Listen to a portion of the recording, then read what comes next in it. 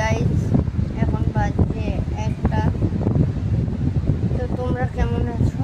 আমার শরীরটা খুবই খারাপ, প্রেশার লো হয়ে গেছে, তো মাথা ঘুরিয়ে পড়ে যাচ্ছি, উঠতে পারছি না। আমি মাত্র চান করে শুয়েছি। তোমরা সবাই কেমন আছো আমাকে জানাবে, কমেন্ট করবে, কমেন্টে জানাবে তোমরা সবাই কেমন আছো। আর তোমাদেরকে একটা কথা বলা